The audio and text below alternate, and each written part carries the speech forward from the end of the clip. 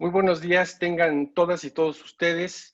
Nos da mucho gusto estar aquí. A mí me honra que la Universidad de Guadalajara me haya pedido estar moderando esta tercera sesión del coloquio Los Estados reconstruyendo el tejido social.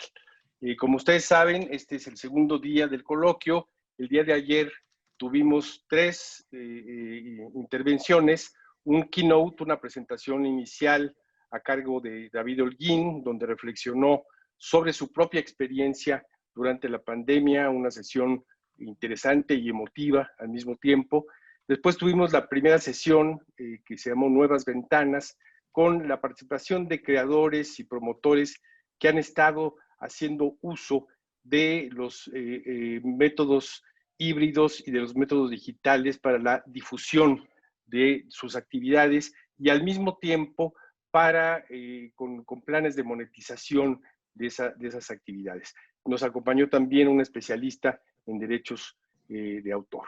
Después, en la tarde, tuvimos una sesión con titulares de cultura de estados y municipios de distintos lugares del país.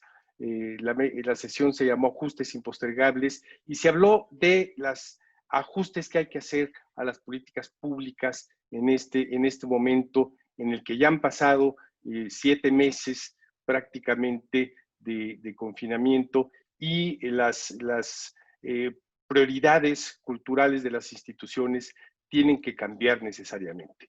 El día de hoy estamos en la tercera sesión en este momento, insumos para el fortalecimiento del ecosistema cultural. ¿Quiénes somos? ¿Cuántos somos? ¿Cómo estamos conformados? Por la tarde tendremos la cuarta sesión, que son contenidos culturales para el fomento de la salud, que son todas aquellas expresiones del arte y la cultura que están dirigidas específicamente hacia el tema de la salud, no solamente como acompañantes de la ciudadanía en estos momentos, sino que tienen un fin dirigido a mejorar y a proteger la salud física, mental y emocional de la ciudadanía. Mañana tendremos 2 sesiones más para finalizar el coloquio. La primera, que es a las 10 de la mañana también, igual que hoy, que es Protocolos de Reactivación, la cultura como actividad prioritaria.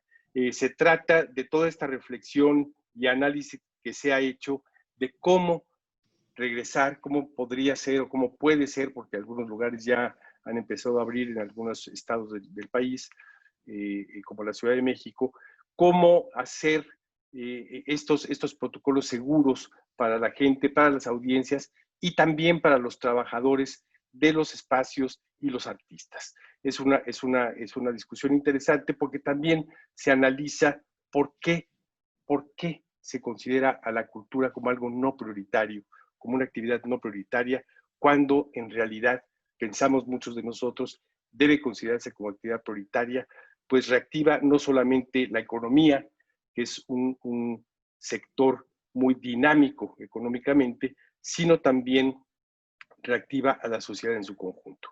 Y cerraremos en la sexta sesión, en la tarde del miércoles de mañana, con una que se llama Nuevas Poéticas, que es toda esta reflexión que hacen los creadores a partir de los cambios que está habiendo también en las formas y en los contenidos de la creación artística.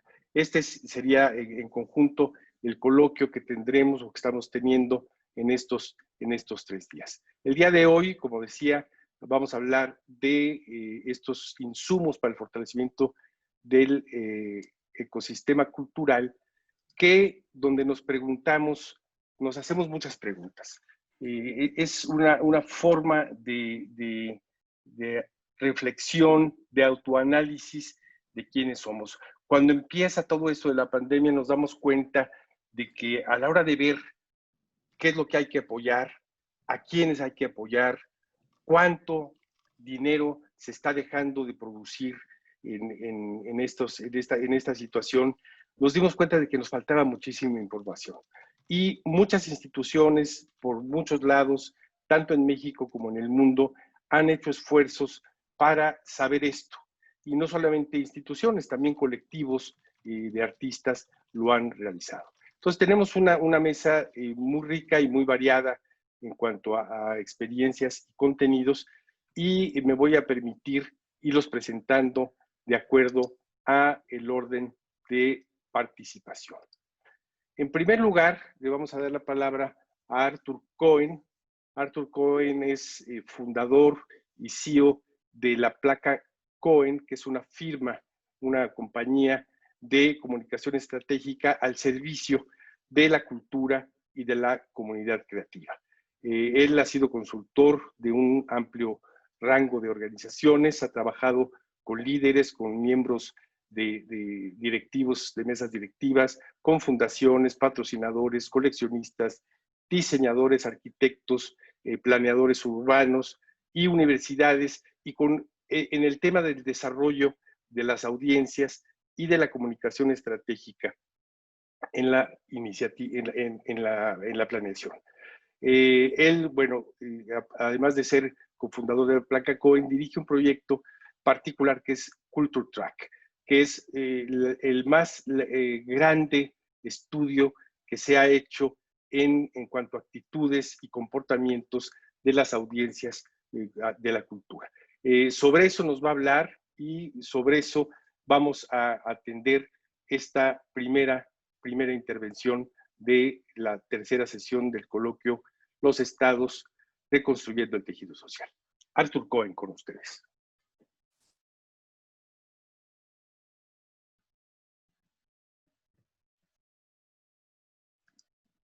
Thank you, Sergio.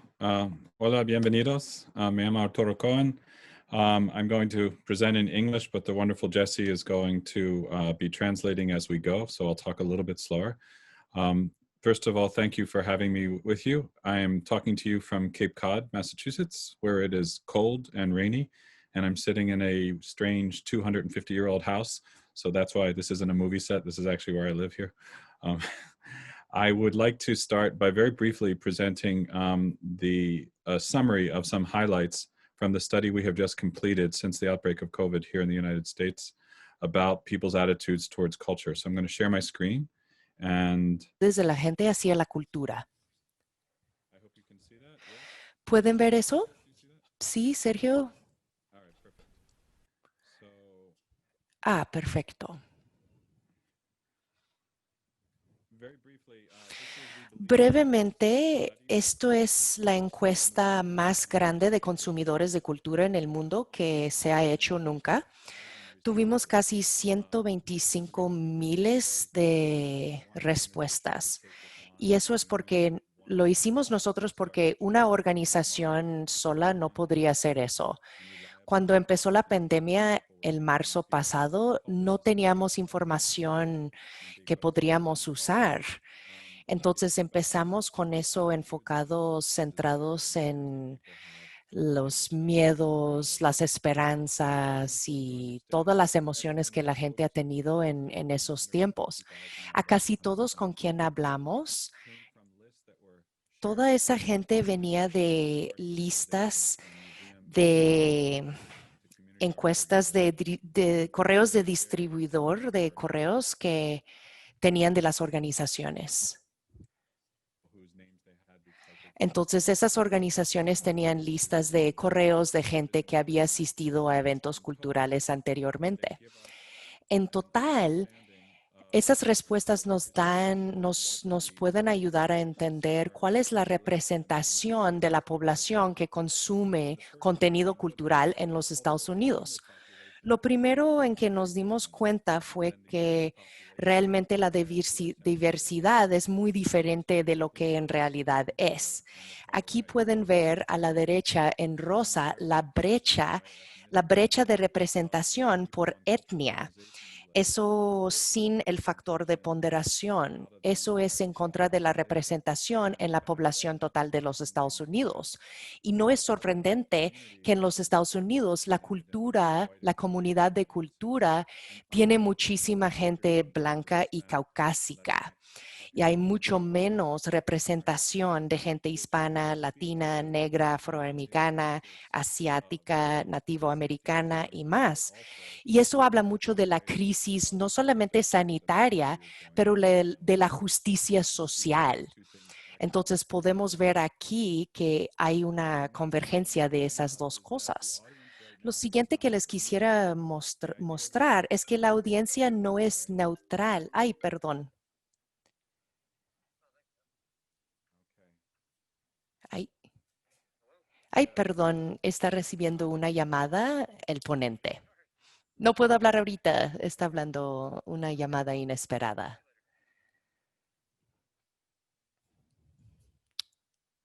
Seguimos con la presentación. Perdón, perdón.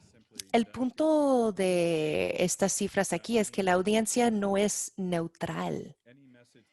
Cualquier mensaje que tenemos invitando a la gente a participar, eso entra a una realidad emocional que es diferente que antes de la crisis sanitaria. Si vemos las barras, las dos más a la derecha, la gente tiene más miedo y más aburrimiento en la cuarentena.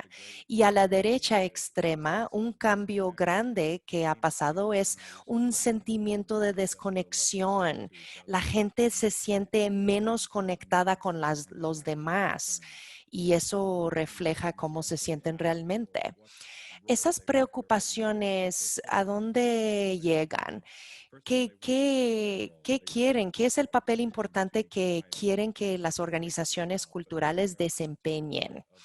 Quieren que que las organizaciones culturales sean parte de las soluciones, reír y relajarse, mantenerse conectados, educar a los niños mientras las escuelas están cerrados y dar oportunidades para escaparse de la crisis.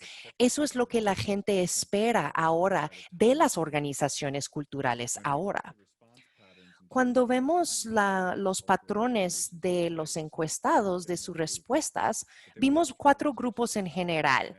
Quieren que las organizaciones culturales les ayuden a mantenerse conectado, de procesar lo que está pasando, que dan apoyo práctico, que dan apoyo emocional, que miran al futuro, que tienen un plan de recuperación, que les dan una oportunidad para reír y relajarse y también para desviar la atención de la crisis, para que puedan pensar en otras cosas aparte de la crisis sanitaria.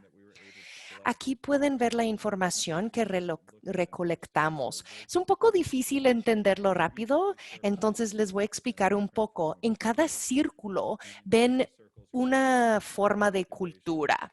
El círculo completo representa 100% del contenido. Por ejemplo, aquí en los centros culturales, 70%, 74% de las personas descargaron contenidos culturales y la parte en gris es gente que antes había visitado a un centro cultural. Entonces, por ejemplo, en los museos de arte, 40% de las personas han descargado información de un museo de arte, pero en el último año no habían visitado a ese mismo museo. Y eso es extraordinario porque la mayoría de la gente que está descargando contenidos en línea no han estado en un teatro ni en 2019 ni 2020. ¿Qué significa eso? Que es posible que hay nuevas audiencias que están surgiendo de esa de manera digital, de manera virtual. Entonces, eso sugiere que haya oportunidades para tener más audiencias en el futuro. Si pedimos a las audiencias qué tipos de necesidades emocionales necesitan de la cultura, y pues varía del tipo de arte, pueden ver un rango arriba de los diferentes atributos que la audiencia busca en los colores. Ahí puedes ver cuáles son los más importantes para la gente.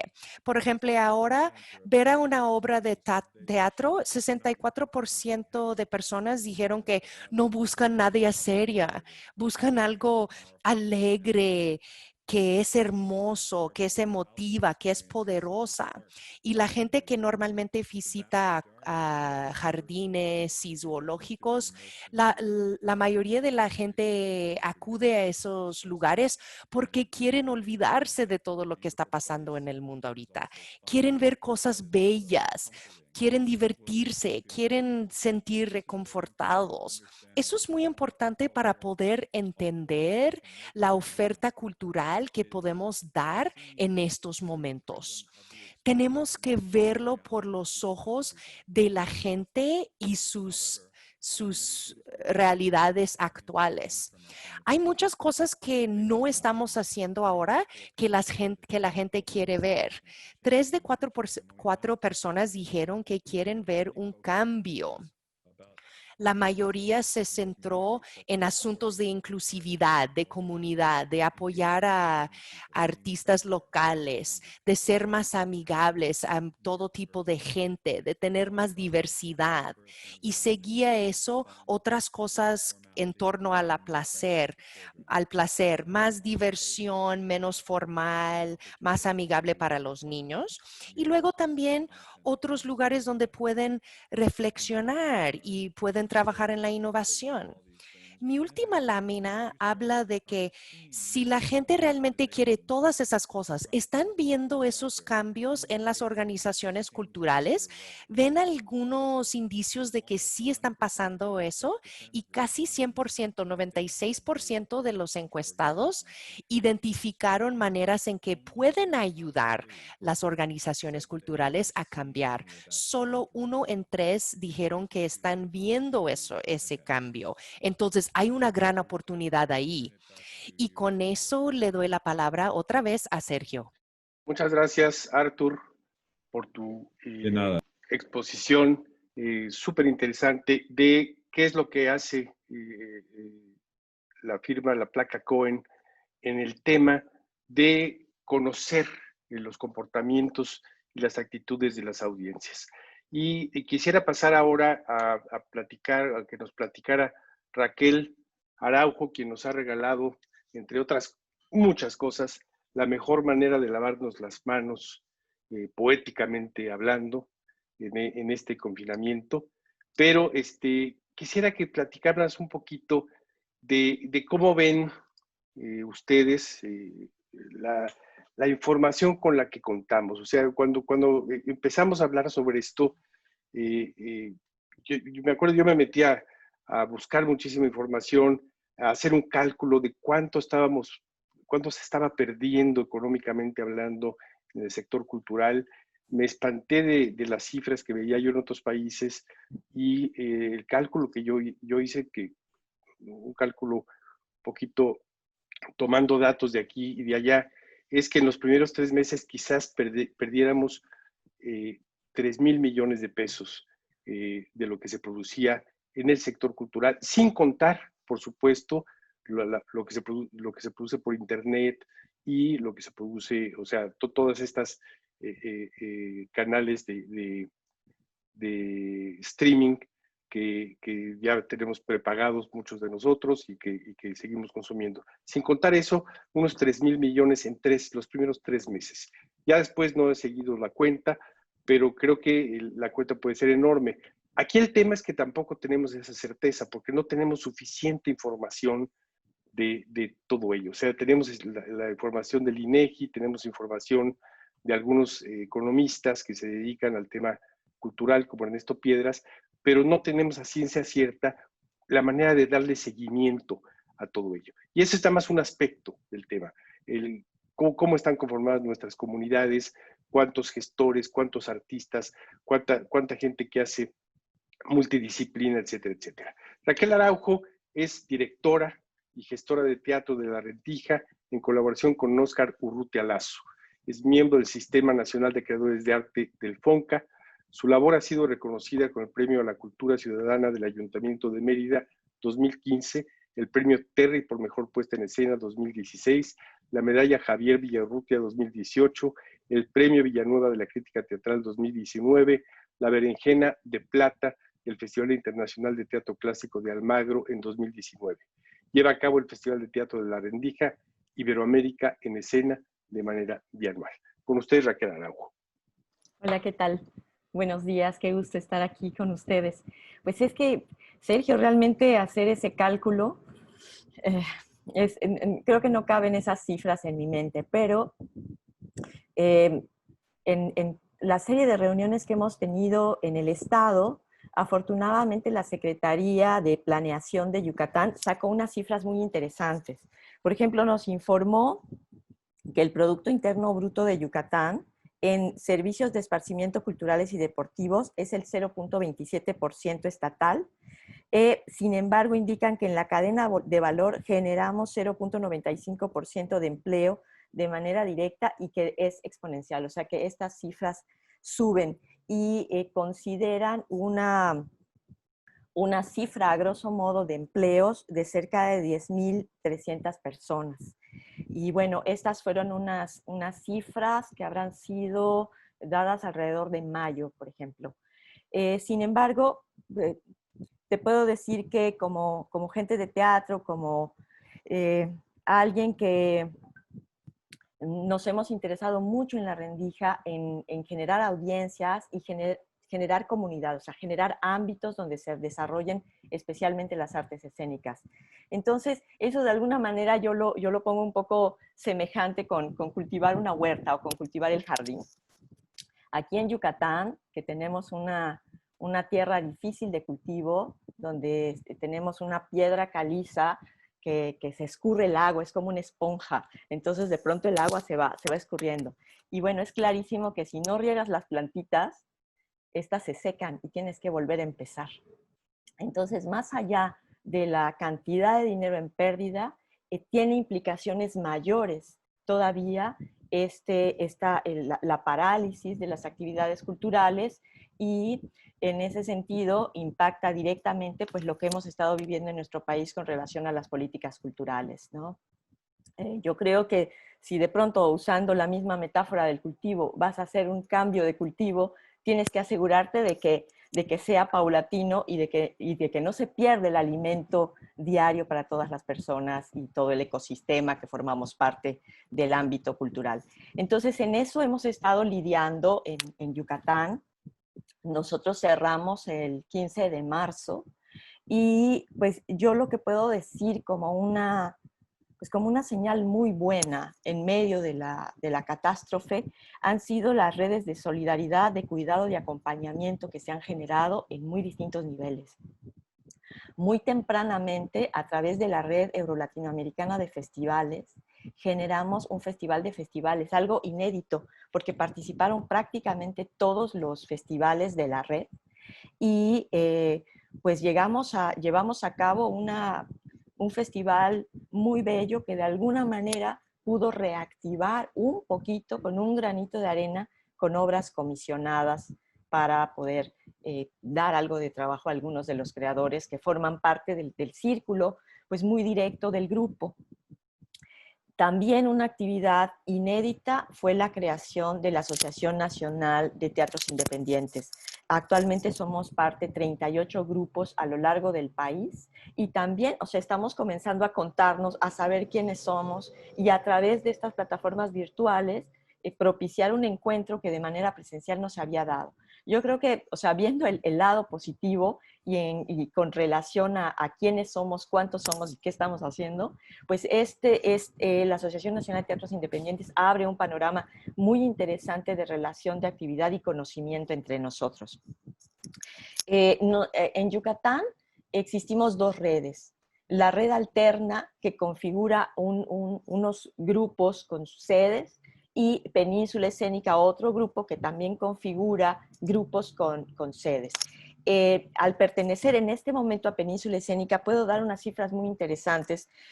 Formamos parte 20 colectivos de la península, de los cuales en Mérida somos cerca de 18 grupos con 149 personas. Sin embargo, esta cifra se multiplica al interior del estado porque forman parte dos colectivos muy importantes. Uno de ellos, el Festival de Teatro de Municipios, que está conformado por 15 grupos y 120 personas aproximadamente. Sin embargo, el grupo más grande de personas y un colectivo emblemático de la península que es el Laboratorio de Teatro Campesino e Indígena de Xoquén. Son 459 personas actualmente, sin tomar en cuenta que con las actividades de talleres y de configuración de proyectos, estas se van multiplicando.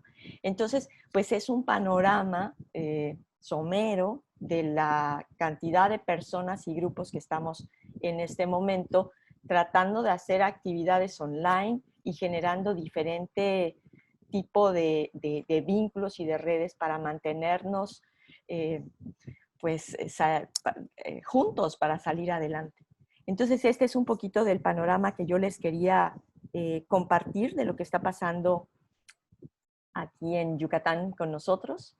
Nosotros abrimos una sede virtual y también, bueno, aquí yo quisiera agradecer a Juan Meliá porque también fue uno de los cómplices junto con la Red ELAE que muy tempranamente nos invitó a realizar actividades online. La sede virtual que abrimos ha cobijado sobre todo a los grupos que se quedaron sin temporada. La competencia a nivel de las plataformas y la posibilidad de ver obras online es enorme. Entonces, no ha sido nada fácil. Yo escuché una de las mesas de ayer, donde Bruno Bichir decía exactamente un poco cómo es la situación de nosotros. O sea, de pronto tienes 1000 espectadores en una, por ejemplo, el Divino Narciso, que hicimos una versión especial para Teatro UNAM, tiene más de 1000 espectadores, y algunas actividades especiales gratuitas. Las actividades con compra de boleto varían, pueden haber desde 70 personas hasta 15 personas. Entonces, pues esto es algo muy variable, son actividades que yo creo que todavía estamos aprendiendo a encontrar la manera de hacerles difusión y de pues poder ir puliendo la manera del trabajo de los creadores en estas plataformas.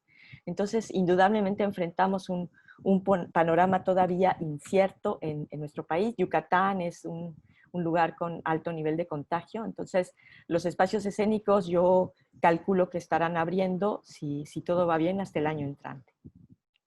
Y pues aquí dejaría mi primera parte en esta conversación. Muchas gracias. Muchísimas gracias, Raquel. Creo que, bueno, ayer comentábamos, ayer que hubo una participación de la directora del municipio de Hermosillo, que muchas de las cosas que se han intentado hacer a nivel nacional, como el sistema de información cultural, que no logra cuajar desde mi punto de vista, o sea, cada vez que nos metemos hay una dificultad para que esté actualizado, para que esté realmente generalizado a todo el país. Y tiene que ver en mucho porque pienso yo que es muy difícil hacerlo centralmente, hacer un sistema que no parta justamente de los municipios, que no parta de los estados. Y me parece que esta idea de empezar desde lo local, hacer este recuento, va a ser la manera más precisa y más sencilla y más exacta incluso de hacer este recuento de quiénes somos, cómo somos, cuántos somos, etcétera. Quisiera presentar ahora a Lourdes González, que es una promotora cultural que a pesar de su juventud tiene una larga trayectoria, tiene, bueno, desde hace 20 años se desempeña profesionalmente en las artes escénicas y sus cruces con otras disciplinas, desde la investigación, el pensamiento, la creación, la programación y la curaduría. Ha sido directora de diversos espacios, directora artística de diversos espacios escénicos y particularmente acaba de concluir una gestión al frente del Centro de las Artes de Guanajuato. Fue también allí en Guanajuato directora de formación e investigación del Instituto Estatal de la Cultura y fue hace algunos años, de 2007 a 2013, coordinadora de artes escénicas y literatura de la Universidad de Guadalajara.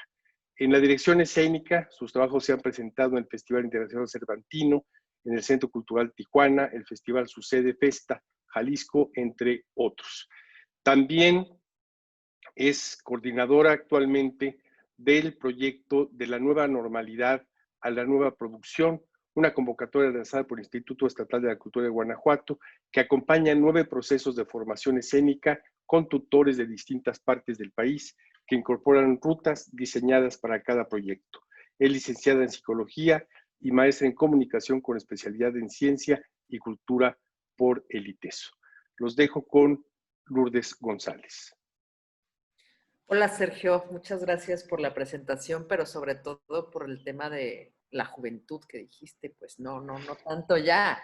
Es un gusto poder compartir esta mesa el día de hoy con personas que admiro y que quiero y con las que he compartido también otros espacios profesionales antes de la nueva normalidad y ahora en la nueva normalidad, ¿no?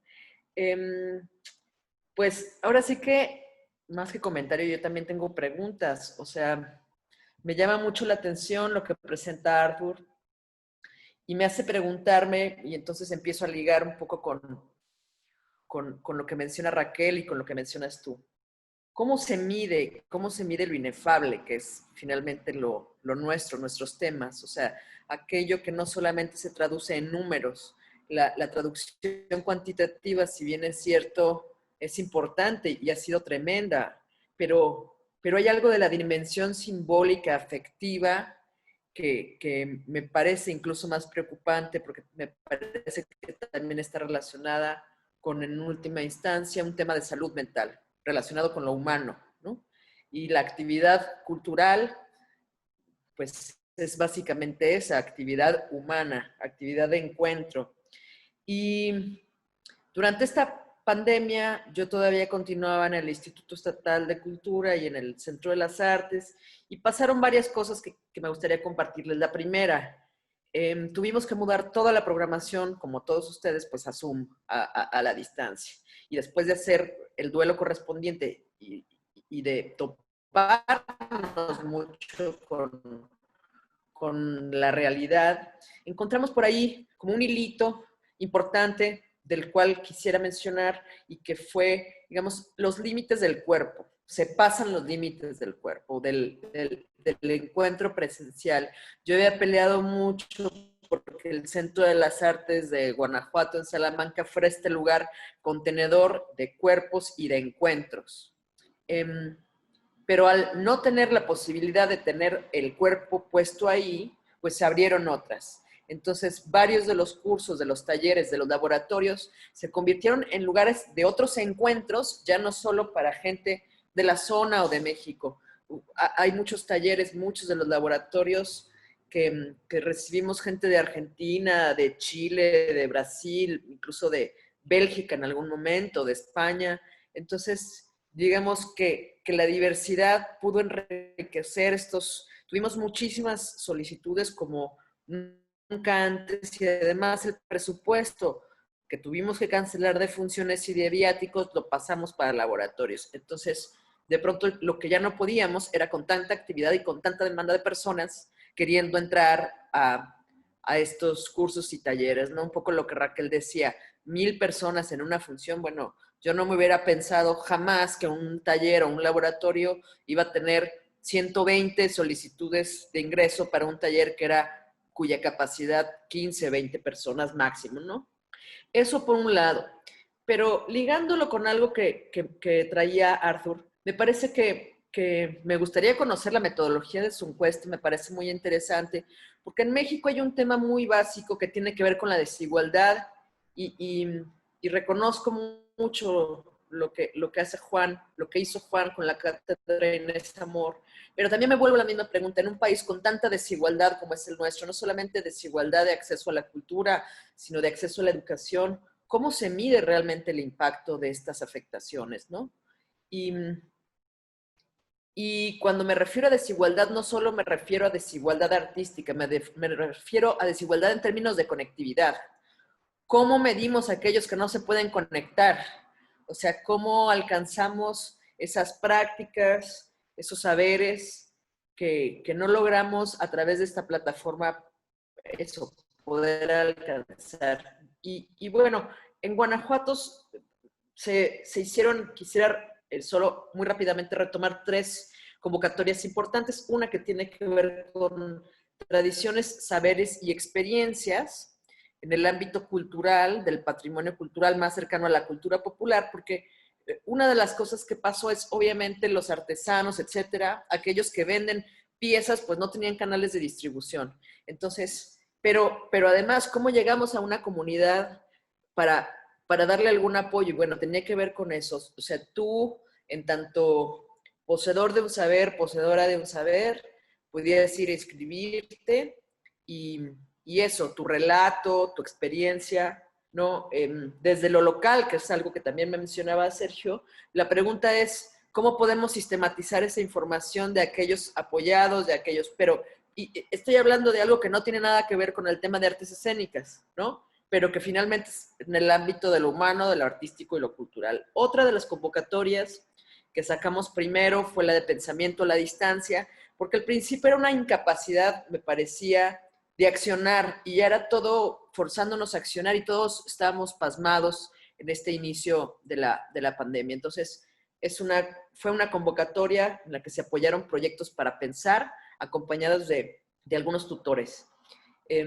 Y bueno, la última, muy rápidamente, de la que comparto ahora con Raquel, por fortuna, que nos aceptó también coordinar la parte de la dirección, es de la nueva normalidad, de la nueva producción, sobre todo, digo, para acompañar procesos de formación, pero para pensar cuáles serían estos nuevos modos en los que vamos a producir en espacios no convencionales. La sacamos en el marco de no sabemos cuándo se va a volver a los teatros, pero tenemos que seguir caminando. Y entonces estos proyectos se presentan en el mes de diciembre, tienen a Raquel Araujo y a Cristina Vázquez como asesoras en la dirección y producción, pero en conjunto diseñamos 9 rutas distintas para cada uno, de acuerdo a las necesidades mismas de los proyectos, y están acompañadas por asesores y asesoras en su mayoría, especializadas en la materia. Bueno, yo hasta aquí, para no colgarme con el tiempo, dejo la primera parte de la ronda y pues con gusto seguimos charlando. Muchas gracias, Lourdes. Efectivamente, como decía Lourdes, desde la Universidad Nacional Autónoma de México se desarrolló una encuesta nacional, con un alcance nacional. Ahorita nos platicará Juan cómo estuvo la proporción de gente de fuera de la Ciudad de México y de ahí de la Ciudad de México, pero bueno, desde ahí se realizó este esfuerzo. Me parece un esfuerzo interesante en la que, bueno, participamos. Yo creo que todos los que estamos aquí de alguna manera hemos contestado esa encuesta. Y bueno, Juan Meliá, también con una larga trayectoria en la gestión cultural y en las artes, es un gestor cultural y artista visual. Se ha desempeñado en diversos cargos públicos e iniciativas independientes como director de programación y difusión del Consejo para la Cultura de León en Guanajuato, director cofundador de Arte 3, Galería de Arte Contemporáneo en León, Guanajuato también, director de difusión cultural de la Universidad de Guanajuato, director general del Instituto de Cultura de León y coordinador nacional de teatro del Instituto Nacional de Bellas Artes. En su periodo como coordinador nacional de teatro y como representante de la Antena México en el Fondo de Ayudas para las Artes Escénicas Iberoamericanas, Iberescena, fue presidente del Comité Intergubernamental por 4 años. Fue coordinador y representante del Instituto Nacional de Bellas Artes para el estímulo fiscal de la producción teatral de Teatro. Durante 2017 y 2018 fue director general del Fondo Nacional para la Cultura y las Artes, FONCA. De 2019 a la fecha es director de teatro de la UNAM. Con ustedes, Juan Meliá. Muy buenas tardes a todas, a todos aquellos que siguen la transmisión y sobre todo a los panelistas. De verdad, gracias a la Universidad de Guadalajara por organizar este encuentro. Es un honor estar con Raquel, con Lourdes, personas a quienes admiro profundamente, contigo, Sergio, que además sabes que te quiero y respeto un chorro, ¿no? Y realmente me siento muy impactado por estar con Artur en una mesa. La investigación que desarrollaron es una investigación que revisé, que admiré, que me dio una envidia tremenda, ¿no? Y que aplaudo profundamente que la hayan hecho, ¿no? Ahora, permítanme contarles qué se ha intentado hacer desde Cultura UNAM a partir de que empezamos a estar todos en este aislamiento forzado, en este confinamiento que nos trajo algo no esperado, que era estar lejos unos de otros, ¿no? En primer lugar, la UNAM puso en la mesa una reacción a la emergencia, que me gustaría mucho que no se perdiera, que seguimos estando en ella, ¿no? Y que esta emergencia se mantendrá y que hay que actuar ante ella. No es un momento normal, ¿no? Me cuesta decir que somos unos privilegiados que nos tocó vivirla, ¿no? Porque es muy difícil decir eso, pero es un momento muy particular al que nos está tocando vivir. Y hay muchos problemas que creo que nos toca resolver desde la plataforma que nos toque vivir a nosotros como gestores culturales, tenemos una responsabilidad. Y en primer lugar, Cultura UNAM, bajo la dirección de Jorge Volpi, intentó reaccionar ante ello. Voy a proyectar unas láminas muy poquitas, ¿no?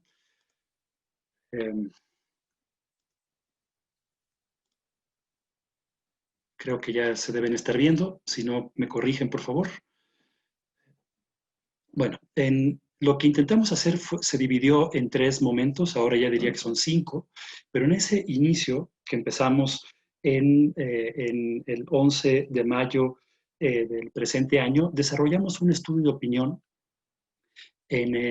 y que ahorita profundizaré en él, un estudio que Arthur no me dejará mentir, lo desarrolló también de una manera también espectacular American for the Arts en Estados Unidos, con un nivel de alcance mayor al que nosotros pudimos hacer, porque además ellos lo hicieron tanto para creadores y gestores de ámbito individual, como para empresas, colectivos culturales. Y eso les dio una fotografía mucho más grande del impacto que estaba recibiendo el medio cultural en su país. Nosotros intentamos reaccionar en primer lugar a eso.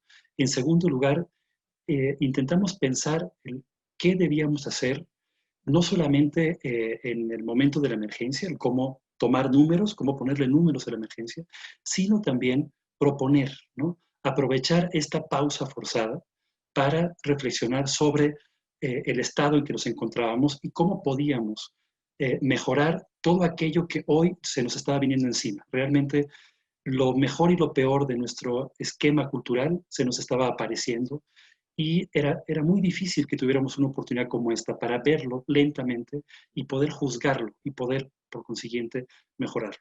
Para eso, un equipo de más de 30 personas desarrolló el documento para salir de terapia intensiva, estrategias para el sector cultural hacia el futuro. Y en tercer lugar, se desarrolló también un modelo de foros parecido a este que estamos desarrollando ahora, encabezado por la Cátedra Inés Amor de Gestión Cultural, recientemente creada en Cultura UNAM, que periódicamente ha estado generando foros, webinars, como ustedes quieran llamarlos, sobre diferentes temas, ¿no? Esto generó, ¿no?, en estos 3 primeros niveles de contacto. Este estudio exploratorio se enfocó específicamente hacia las personas que trabajan en el sector cultural en México. Y tuvo, no voy a presentarlo completo, pero tuvo una serie de puntos fundamentales. Duró 10 días, ¿no? Solamente para comparar, esta encuesta de manera muy parecida fue desarrollada después por la Secretaría de Cultura, meses después, a partir de casi un día después de que se presentó toda esta información de manera pública, abrió esta encuesta de la Secretaría de Cultura y duró un mes abierta, ¿no? Y los mismos números que la encuesta de la UNAM dio fueron ratificados después por la encuesta de la Secretaría de Cultura. La nuestra tuvo un alcance de más de 4,000 personas, un 60% respondieron desde la Ciudad de México, el 40% de diferentes estados del país. Contestando a tu pregunta, Sergio, los estados desde donde más se respondió fue aquellos que tienen más vida cultural o participación hacia lo federal. Un poco seguían los mismos números que siguen los participantes en las convocatorias del FONCA, por ejemplo, que se mueven en un rango de 50%, 60% de solicitudes desde la Ciudad de México y después van bajando. Y los primeros estados que suelen aparecer son Estado de México, Jalisco, Nuevo León, en rangos de 5, 7% como máximo, ¿no? Y los últimos suelen ser Campeche, Baja California Sur. Esa fue la proporción, Sergio. En los datos que se dieron, no los voy a decir todos, seguramente ya los revisaron, pero muchos de ellos abarcaban en relación a que no había ni herramientas económicas para enfrentar la crisis, ni herramientas de prevención ni de seguridad social, ¿no? Ese fue tal vez la más importante lectura. Creo que también la lectura se dio en relación a quién quedó más impactado y qué se demandaba, ¿no? Los impactos más fuertes, por supuesto, se pueden leer desde aquellos que tuvieron el impacto desde lo presencial, ¿no? Aquellos artistas independientes ligados al autoempleo y que están ligados a las disciplinas tipo el teatro, la música, la danza, todo lo que tiene que ver con lo presencial. El impacto medio fueron las artes visuales, algunas escuelas independientes, lo literario, y por supuesto que aquellos que recibimos menos el golpe fue los que tenemos sueldos base, ¿no? A través de instancias académicas, por ejemplo, como la UNAM, los docentes de las mismas, o aquellos que podían seguir trabajando vía lo digital en ese primer impacto. Todo esto está ahí, no quisiera agotar todo el tiempo en esta presentación porque ya se dio a conocer. Lo segundo que se hizo fue la publicación, que yo creo que es un elemento básico y no, diría yo, no una ley, sino un modelo de reflexión, ¿no? Que lo que puso en cuestión era, en lo general y en lo particular disciplinar, ¿qué se consideraba en esos 30 especialistas que sería interesante que pensáramos en un momento así? Y en lo general se pensó que era fundamental pensar primero en la sociedad y sus derechos culturales, si realmente estábamos pensando en ello, porque lo primero que creo que nos golpeó a todos fue pensar cómo esto está golpeando la comunidad cultural. Y fue extraño que no pensáramos en la sociedad al principio, ¿no? Segundo, en identificar cómo podíamos mejorar en los marcos normativos, la legislación. Un tema que salió desde ese momento era el conocer nuestra realidad, que teníamos una enorme imposibilidad de leerla, ¿no? Porque no contábamos con datos más allá de los que el INEGI proporcionaba y que creo que tienen una limitante muy particular en relación a que miden lo económico, ¿no? Y que hay un gran riesgo si lo medimos todo en relación a economía creativa, ¿no? Creo que ahí tenemos un problema. Y después se analizó el estatus de los creadores y los gestores, las formas de promoción y sostenimiento, la gobernanza y participación ciudadana en las decisiones de gobierno, la cultura, la inclusión, la igualdad, la participación, la transversalidad, y así llegamos también después a todo lo que tiene que ver con lo disciplinar, las artes escénicas, las artes visuales, los libros y la promoción de la lectura, el patrimonio cultural. Y por último, se le encargó a 3 personas, a 3 especialistas de muy diferente alcance que hicieron una lectura de este estudio de opinión, que fueron la maestra Julia Isabel Flores, de la UNAM, y de la UAM a Enrique de la Garza Toledo y Eduardo Nibón, que yo le recomendaría muchísimo, en particular para números, leer ese estudio, el de Eduardo Nibón, que creo que hizo una lectura espectacular. Los foros abarcaron el ámbito, están abarcando todos los ámbitos del documento, ¿no? Pero sobre todo están intentando dar voz a los independientes, a las agrupaciones y los especialistas independientes, ¿no? Y creo que eso también ha sido muy importante porque para un servidor viéndolos, lo que ha empezado a aparecer un poco en la línea de lo que decía Raquel, es a aparecer un discurso común de la gestión cultural en el país, cosa que no teníamos. Estábamos acostumbrados a pelear la beca, estábamos acostumbrados a pelear aquello que era mejor para nuestra institución, pero estábamos lejos de pensar en comunidad. Después de esto hicimos 2 cosas. Lanzamos una serie de convocatorias nacionales de apoyo a agentes culturales y creadores y creadoras en el país, ¿no? Con recursos existentes en la UNAM, que Jorge Volpi peleó el que no hubiera un recorte dentro del ámbito cultural de la universidad. Se logró y eso se pudo lanzar en apoyos hacia la comunidad nacional. Y ahora estamos lanzando esta encuesta que cerrará el 20 de octubre y que por eso me alegra tanto que Arthur esté en esta mesa, porque en unas de las encuestas que nos basamos, de los trabajos que nos basamos para lanzarla, fue en la que ellos hicieron. También se hicieron varias en Latinoamérica, y es una encuesta ya pensando en el público, pensando en cómo están reaccionando en este momento en cuestión de la vida hacia lo cultural, hacia lo artístico, en cómo están viviendo lo virtual y qué desean en el futuro cercano en cuestión de lo presencial, ¿no? Hasta aquí mi primera intervención, Sergio. Lo que quisiera decir para resumir que lo que intentamos hacer fue sumar la emergencia con la reflexión, ¿no? Y que creo que es la figura fundamental de responsabilidad de los gestores culturales en un momento como este. Muchas gracias, Juan, por tu participación. Me parece que, bueno, hay un denominador común, por lo menos en México, que pues nos hace falta esa información. Pero, como decía Lourdes también, no solamente se trata de una información cuantitativa en el sentido económico y en el sentido solamente de la cantidad de cosas que se hacen o se pueden hacer, sino qué impacto tiene esto tanto en los artistas como en las audiencias, qué impacto tiene en el espíritu de la gente, qué tanto construye una ciudadanía diversa y distinta y respetuosa, en fin, ¿qué tanto afecta esto? Es decir, esta información, toda esta información que hace mucha falta tener sistematizada, que hace mucha falta tenerla socializada también, que esté al alcance de todas las personas, ¿qué utilidad tiene? ¿Para qué sirve tener esta información?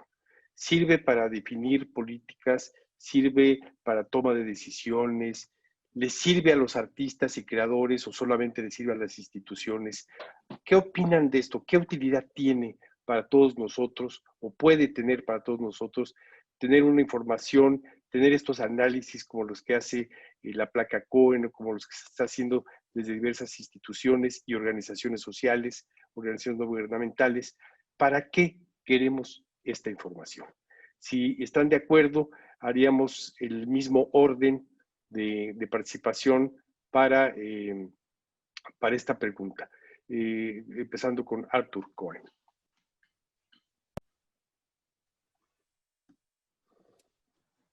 Thank you, Sergio. Can you hear me? Yes. Good. First of all, I really appreciated those other comments and observations. They were very inspiring, and especially to see, for example, the work that Juan is doing. It's really great to know that everyone is fighting the good fight here. I think it's an impossible question that you asked, in that there is a presumption underneath it that we're going to somehow create or recreate perhaps a new normal. Most of the conversations I'm in these days reject the idea that whatever comes out of all of this will look like any normal that we've ever experienced before. It will definitely be new, but it won't be so normal. And what role people have in that process is something that we are learning more of each day. One of the things that I think we also have to acknowledge about this situation, and I think it's the same in Mexico as it is in this United States, is that the experiences and assumptions and things that we think we're learning each day change more rapidly than ever before. For example, we did all that research a few months ago, but we know that we have to make sure that we are keeping up with the changes in the environment, the changes in the evolution of both the health and the social justice crisis here. So we're actually going to go back at the end of the year and the beginning of next year and do another study to catch up and to ask people what's happening to them now and how has the experience of learning to deal with this not normal world influencing not only their expectations and hopes, but also their emotional well-being. You know, people are very, very compromised right now.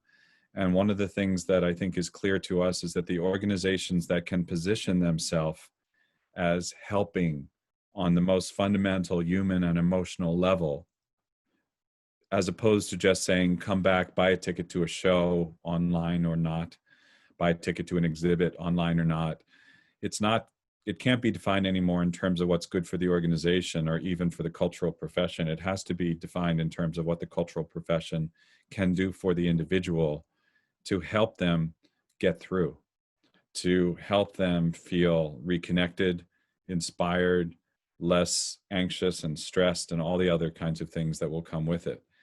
We also think that, at least again in this country, we don't expect a physical first cultural world to resume for a very long time. So for example, you may have heard that all the Broadway shows announced this week that they will not open before it's May, I think, at the earliest, and that's the third time they have postponed.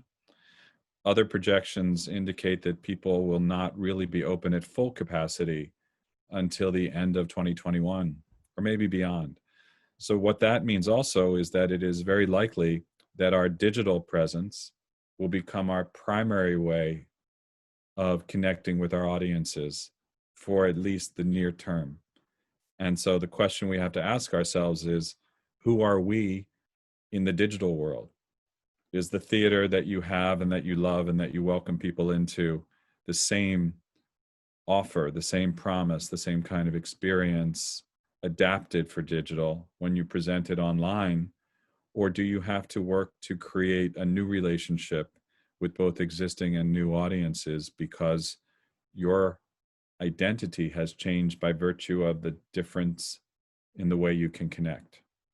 So again, more questions than answers, but we just have to keep up with this and understand that our role here is to help because our audience is in need.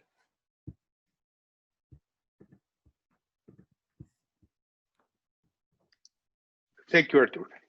Raquel, si nos puedes dar tu opinión, por favor. Claro, pues sí, ¿para qué nos sirven los números? Ahora estaba justamente pensando que cuando comenzamos a hacer la relación de los grupos que formábamos parte del colectivo al mero inicio de la pandemia fue justamente para ver cuáles eran las personas que estaban en mayor riesgo en ese momento, en un riesgo económico. Y por fortuna contamos con la sensibilidad de organizaciones, de la Secretaría de Cultura del Ayuntamiento de Mérida, para poder hacer rondas de entrega de despensas, por ejemplo. Ahí comenzamos. Pero también en varios colectivos, tanto a nivel federal como a nivel estatal, hemos formado parte de las mesas de redacción en el caso a nivel federal, formamos parte del Consejo Comunitario para las Artes Escénicas en la mesa de la redacción del título sexto, séptimo, todavía no sabemos cómo va a quedar, con relación a las artes escénicas.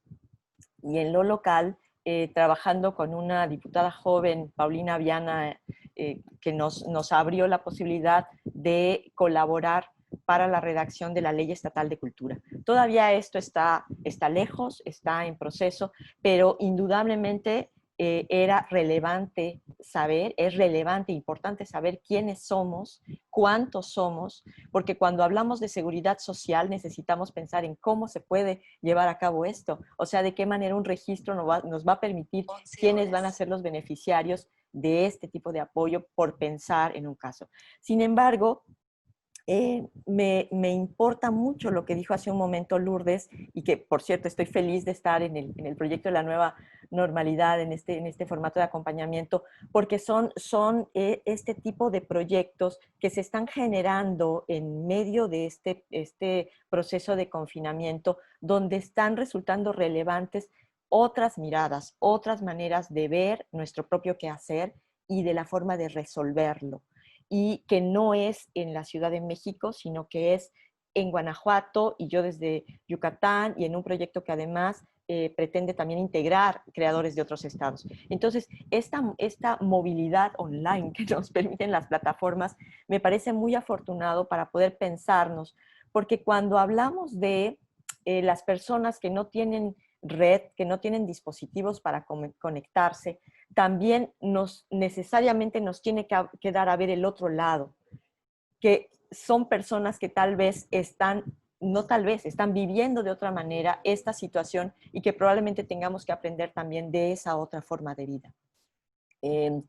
Por una de las cosas más bellas que me ha tocado en la vida y que es el proyecto Ruelas, generado por el doctor Volpi, y también aquí en Yucatán el contacto con otras comunidades y con otros creadores, pues te hace ver el otro lado de la pandemia, donde hay una forma de estar viviendo esta situación desde el interior o desde fuera de las ciudades de otra manera que tal vez tenemos que aprender.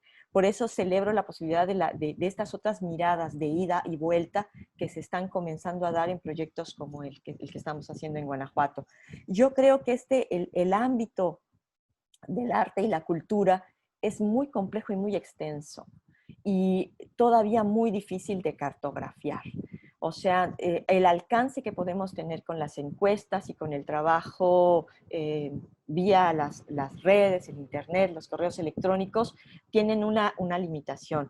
En algún momento, en alguno de los procesos también aquí de cambios de políticas en el Estado, comenzamos también a hacer otras indagaciones y a grosso modo puedo decir que aproximadamente un 30% de personas, de creadores, probablemente podríamos hablar de un ámbito no profesional, en muchos de los casos, realmente no tenían una cercanía con la Secretaría. Llevan a cabo sus actividades de otra manera. Y esto es algo que es muy difícil de mapear, muy difícil de considerar y probablemente de pensar realmente en cuanto a políticas culturales.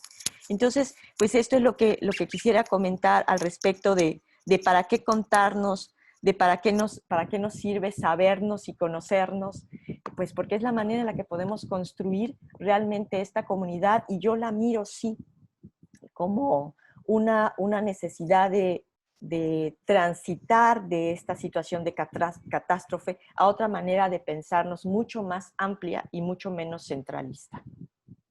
Y sería todo por el momento. Muchas gracias, Raquel.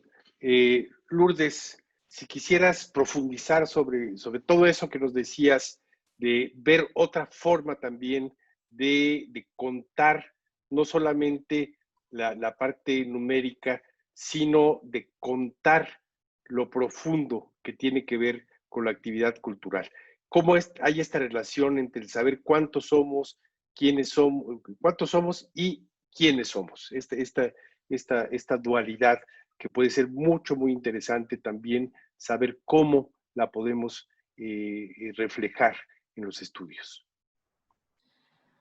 Gracias, Sergio. La verdad es que tu provocación inicial me mueve mucho a preguntarme cosas. Voy a empezar al revés. Se habla aproximadamente de que vamos a tener una década perdida o una década que nos va a costar llegar a niveles de empleo pre-COVID, ¿no? Ya no solo para el ámbito artístico. O sea, la invitación es como, sí me parece que el ámbito artístico tiene características especiales, pero la situación está desbordada hacia muchísimos lugares, en tanto creadores, pero en tanto sociedad civil, y me gustaría rescatar o traer algo que me llamó la atención justo del estudio de Juan, bueno, que presentó Juan, y tenía que ver con las relaciones entre institución, agentes culturales, artistas, en la pregunta a propósito de nuestras relaciones paternalistas o de subordinación de pronto con las mismas instituciones.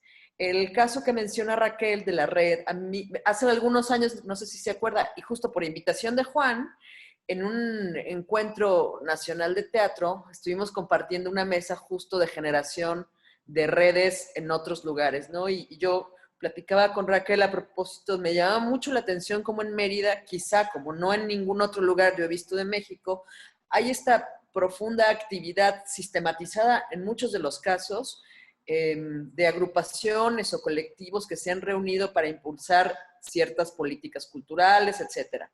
No lo veo en otros lugares.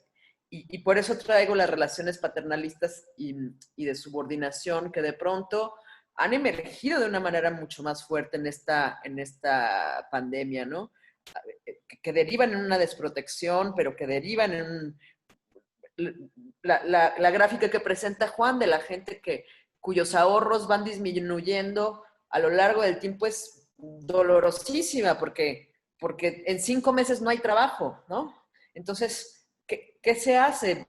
Leyendo seguramente ustedes también algunos artículos, olvidémonos del arte por un par de años o algunos años, dediquémonos a otra cosa. Yo tengo muchos amigos que tienen empresas de producción que están completamente en el desamparo porque no hay un solo evento y no lo va a haber.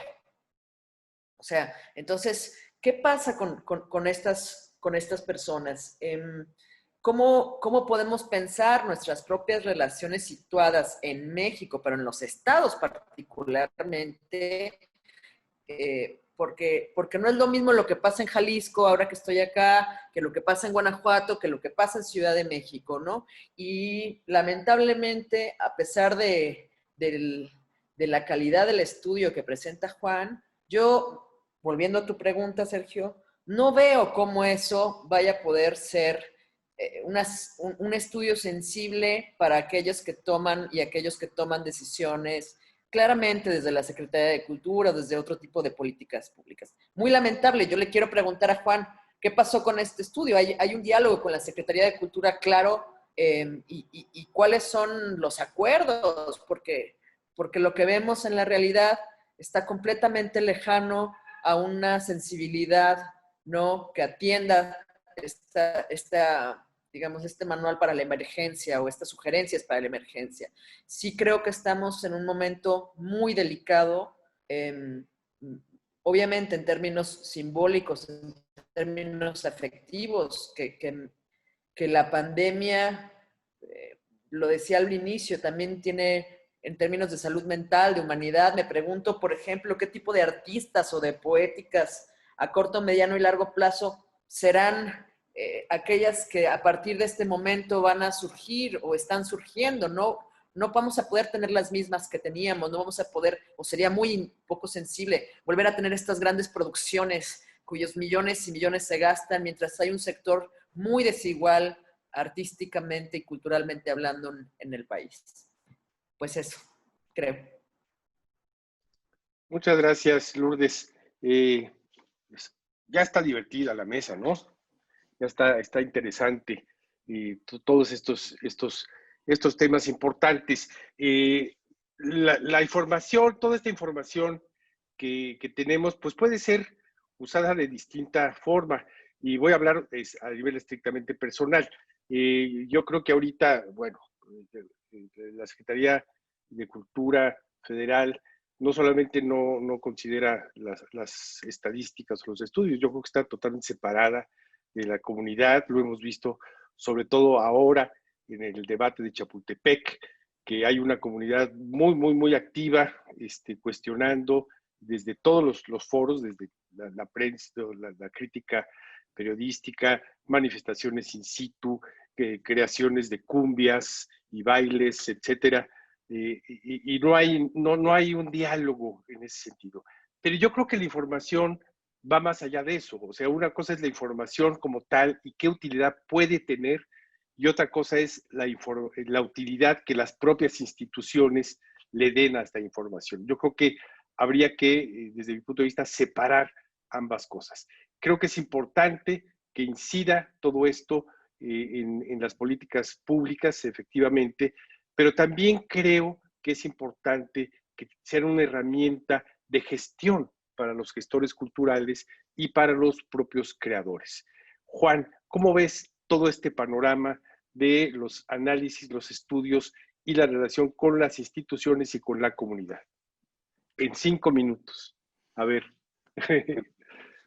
En primer lugar, el estudio ha sido usado como referente de manera múltiple y sumamente variada, ¿no? Creo que eso es una de las cosas que más contentos nos tiene, de que sirvió para hablar, sirvió para dialogar, sirvió para poner en la mesa ciertos elementos. ¿Cuáles? Uno que creo que era muy invisible, que era el golpe a lo creativo y a lo anímico hacia a las creadoras y creadores. Eso no se decía, pero la respuesta fue que más del 60% de las creadoras y creadores que respondieron habían o perdido o disminuido su capacidad creativa, ¿no? Sea por razones anímicas o razones espaciales. Eso es un golpe tremendo, ¿no?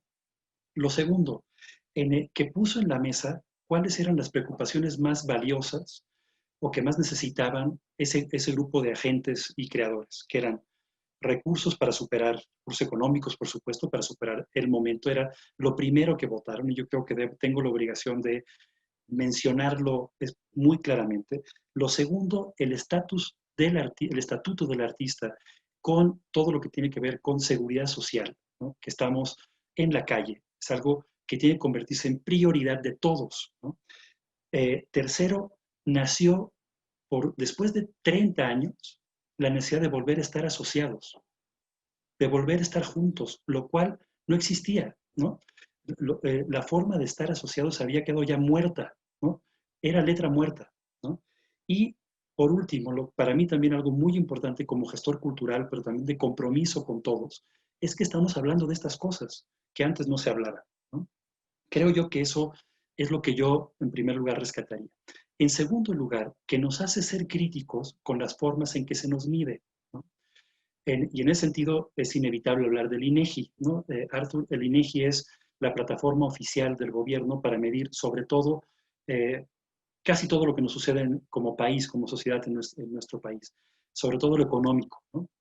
Y en México se lee a través de la cuenta satélite, que es esta forma de ser leídos lo cultural por el convenio Andrés Bello, que está aprobado desde hace ya, si mal no recuerdo, un par de décadas, y entonces medimos entre todos los países las mismas categorías de desarrollo sostenible, ¿no? Pero en base a lo económico, que las categorías son muy particulares. Artes escénicas está al mismo nivel que deportes, por ejemplo, es muy particular, ¿no?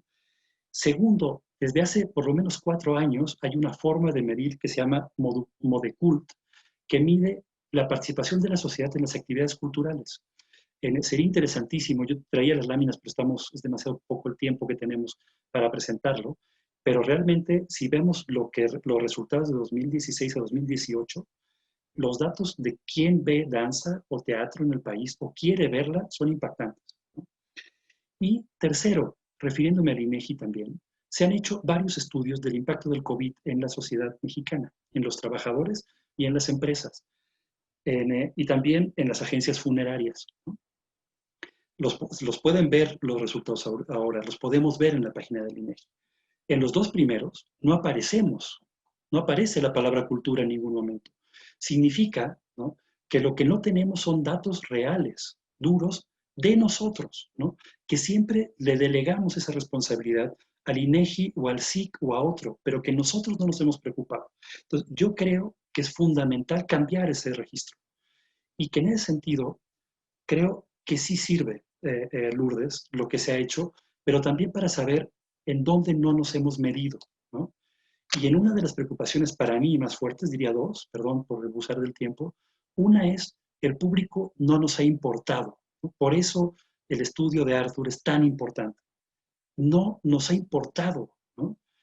Y en segundo lugar, nosotros como comunidad nos hemos dedicado por años a separarnos y a pelearnos, ¿no?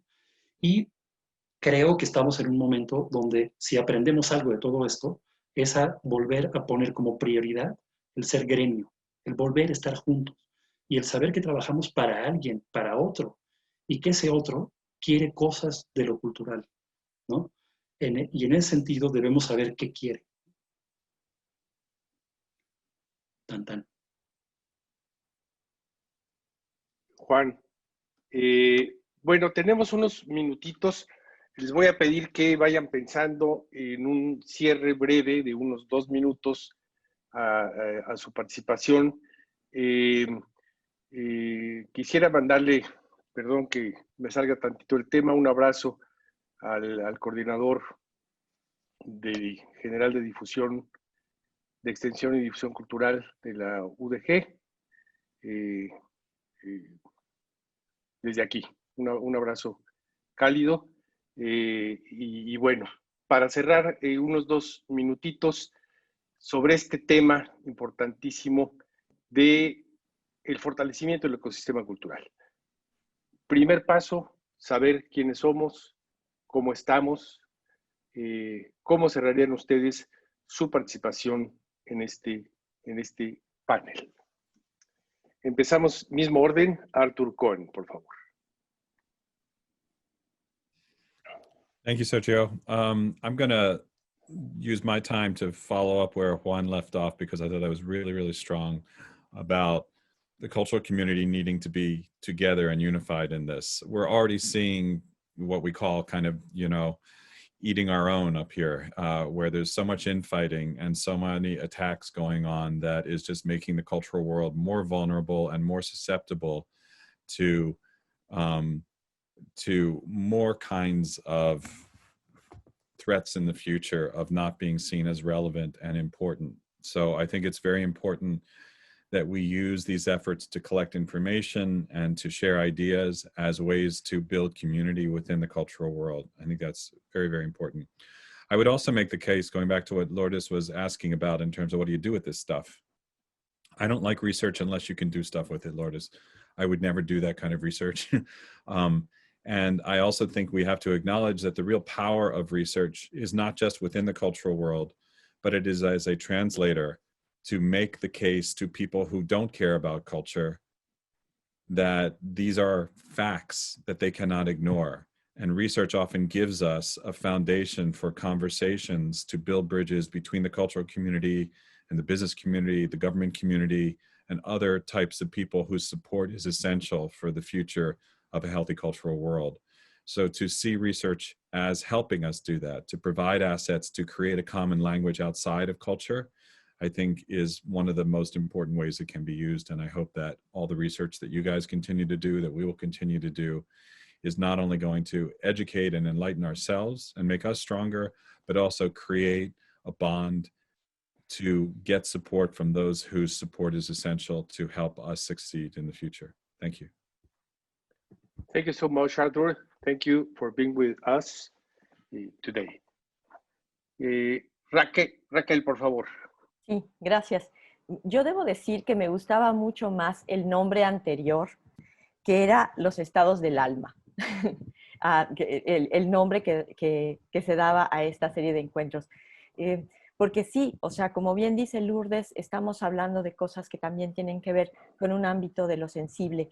Y yo hablando aquí desde el sureste del país, doblemente golpeado por la pandemia, por las tormentas y ahora el reciente paso del huracán Delta, puedo decir que en medio de todas estas adversidades y tristemente las adversidades ante las políticas actuales, culturales, permiten, por un lado, como hemos mencionado varios en esta mesa, esta capacidad de unión, de construcción de redes, de mirarnos, de encontrarnos, de reflexionarnos y de algún modo también creo que se ha hecho enormemente visible el trabajo de la UDG. Yo quiero aquí agradecer también a Igor Losada, que también muy tempranamente y como parte de la Redelae me compartió muchas ideas cuando estábamos al inicio de la pandemia, a Juan Meliá, que siempre ha sido un cómplice tremendo para las artes escénicas y para la cultura en general, y que ahorita yo creo que desde Teatro UNAM se ha generado un faro que nos ha ayudado a este tránsito, y el Centro de las Artes de Salamanca con Lourdes González, que desde el año pasado generó unas actividades fabulosas. Ha sido un gusto conocerte, Arthur. Muchísimas gracias, Sergio. Y pues yo veo esto como, pensaba antes más como yo como directora de teatro y encargada de un espacio escénico que cobija muchos otros grupos, yo pensaba en un teatro pospandémico, o sea, ¿qué vamos a hacer? ¿Qué respuesta vamos a dar?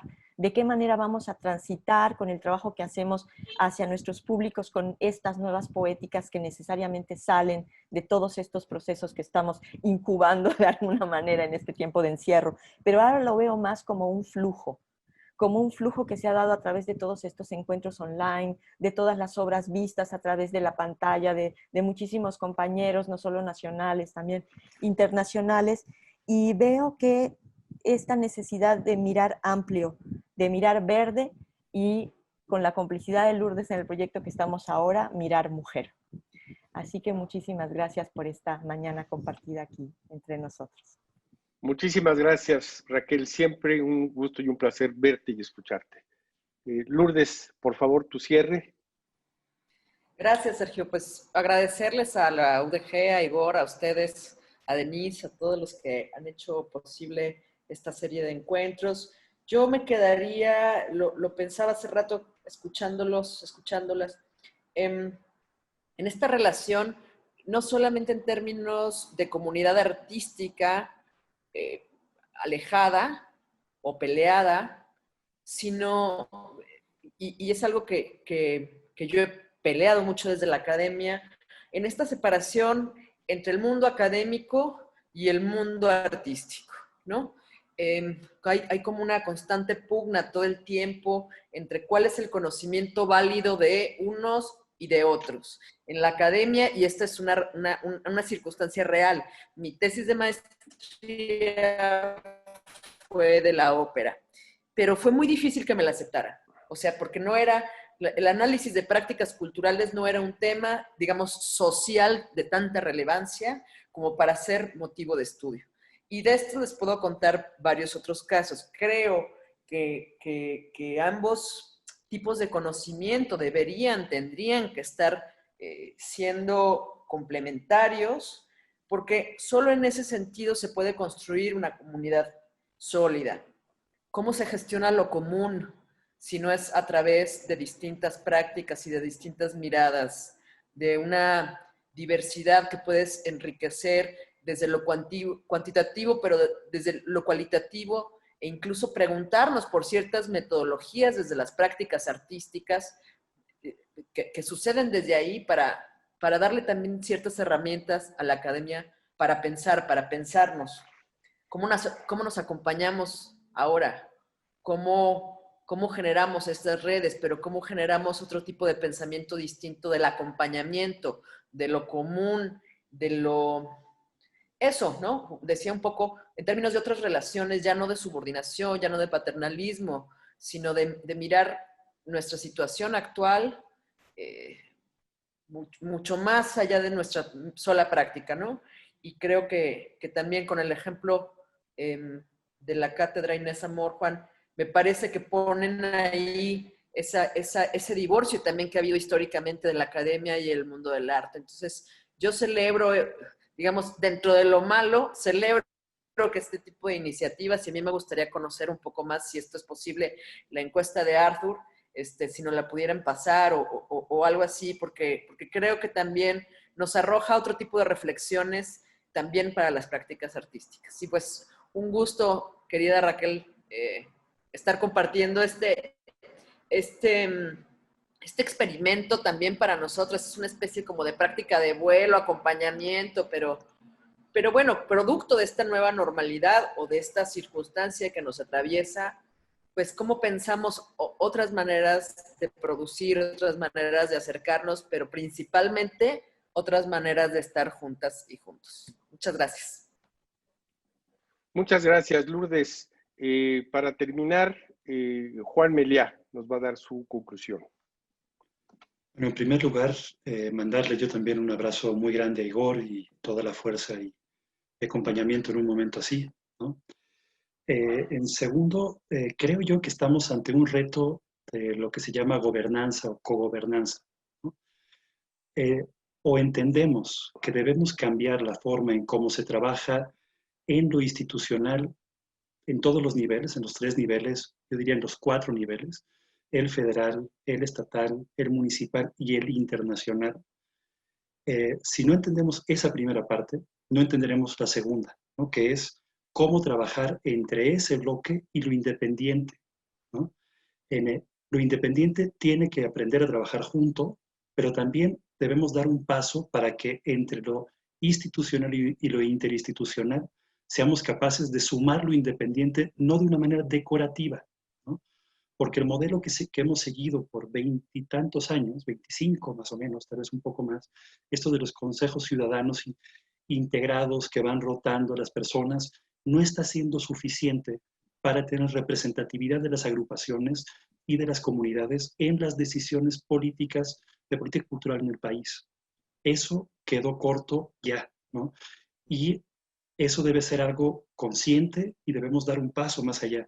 ¿Cómo hacerlo? Es la parte más difícil. Sumado a que a los públicos debemos invitarlos a ese proceso. Deben estar dentro de, no como una persona a quien le llevo actividad, sino como una persona que toma decisiones de esa actividad. Y por lo mismo, ¿no? Quisiera invitarlos a todos a ayudarnos a difundir y a responder la encuesta que ahora estamos desarrollando, porque creo que va a ser un factor muy importante.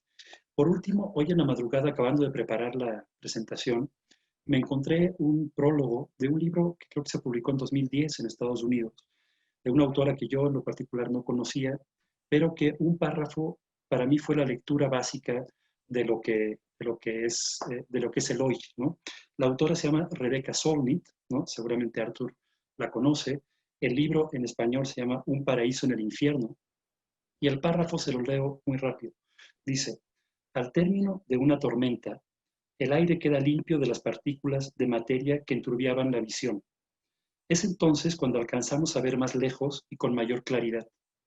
Al término de esta tormenta, bajo una nueva luz, tal vez podamos repensar dónde nos encontrábamos y a dónde podemos ir, como le sucede a quienes sobreviven a un accidente o una grave enfermedad. Tal vez nos sintamos libres para buscar cambios que nos parecían imposibles cuando en el hielo del status quo bloqueaba el camino. Es posible que nos veamos a nosotros mismos, a nuestras comunidades, a nuestros sistemas de producción y a nuestro futuro de una manera profundamente diferente. La verdad, yo podría haber leído esto y era todo lo que quería decir en la presentación. Muchas gracias, Juan. Bueno, quiero agradecerles a todas y todos los participantes y a todas y todos los asistentes como público, como audiencia, a esta interesantísima sesión de este coloquio, los estados del alma, los estados reconstruyendo el tejido social.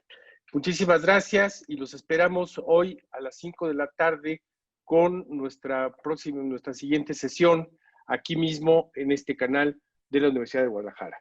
Gracias a todas y todos ustedes. Gracias. Beso.